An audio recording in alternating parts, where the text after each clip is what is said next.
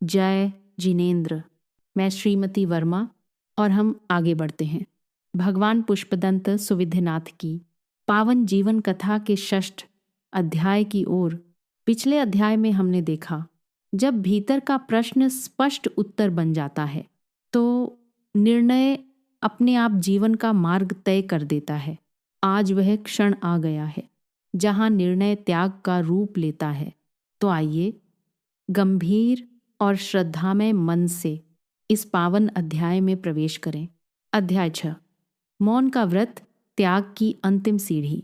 उस दिन काकंदी नगरी में कोई विशेष घोषणा नहीं हुई थी, पर वातावरण असामान्य रूप से शांत था, जैसे समय स्वयं ठहर गया हो।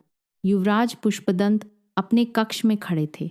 उनके सामने उनका पूरा जीवन था, राजसी वस्त्र, मुकुट, आभूषण और वह सब जिसे लोग वैभव कहते हैं। उन्होंने एक एक करके सबको देखा, पर इस बार उनकी दृष्टि में न आकर्षण था न विरोध, सिर्फ एक स्वीकृति। धीरे धीरे उन्होंने अपने आभूषण उतार दिए, मुकुट को आदर से एक ओर रख दिया, जैसे वे कह रहे हों, तुम्हारा स्थान यहीं तक था। वे माता पिता के पास पहुंचे। महारानी रामा उन्हें देखती रहीं। उनकी आंखों में आंसू थे, पर उन आंसुओं में बंधन नहीं था। राजा सुग्रीव ने अपने पुत्र के कंधे पर हाथ रखा। पुत्र, आज तुम हमें छोड़ नहीं रहे, बल्कि हमें भी सही दिशा दिखा रहे हो। युवराज ने विनम्रता से प्रणाम किया। फिर वह क्षण आया जब उन्होंने राजमहल की सीमाएं पार की। कोई शोर नहीं, कोई प्रदर्शन नहीं, बस कुछ लोग मौन खड़े थे। उनके कदम धीरे धीरे महल से दूर जाते गए। वन का मार्ग उनका इंतजार कर रहा था। वहां न कोई वैभव था, न सुविधा, केवल सादगी। और उसी सादगी में उन्होंने दीक्षा ग्रहण की, अपने केशों का त्याग किया, मौन का व्रत लिया और एक नए जीवन में प्रवेश किया।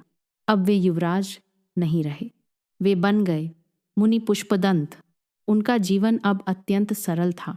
भोजन सीमित, वाणी संयमित और मन पूर्णतः जागरूक। वे चलते, रुकते, ध्यान करते, पर भीतर एक गहरी यात्रा चल रही थी। विचार धीरे धीरे शांत होने लगे, इच्छाएं कम होने लगी, और एक दिन ऐसा आया जब भीतर केवल मौन रह गया। यह मौन खालीपन नहीं था, यह पूर्णता थी। अध्याय का भाव, त्याग कुछ खोने का नाम नहीं, बल्कि स्वयं को पाने का मार्ग है। भगवान पुष्पदंत हमें सिखाते हैं, जब हम बाहरी पहचान छोड़ते हैं, तभी हम अपने वास्तविक स्वरूप के करीब पहुंचते हैं। इसी महान त्याग और मौन के साथ ये 6 अध्याय यहीं पूर्ण होता है। अगले अध्याय में हम देखेंगे वह दिव्य क्षण जब मुनि पुष्पदंत केवल ज्ञान को प्राप्त करते हैं और उनकी आत्मा पूर्ण मुक्ति की ओर बढ़ती है। हमारे साथ जुड़े रहिए। जय जिनेंद्र। अपनी भावना कमेंट में ज़रूर साझा करें। आपका एक लाइक हमारे लिए हौसला है, और शेयर करना न भूलें। हमारे साथ इस सफ़र में बने रहें। चैनल को सब्सक्राइब ज़रूर करें। दिल से धन्यवाद।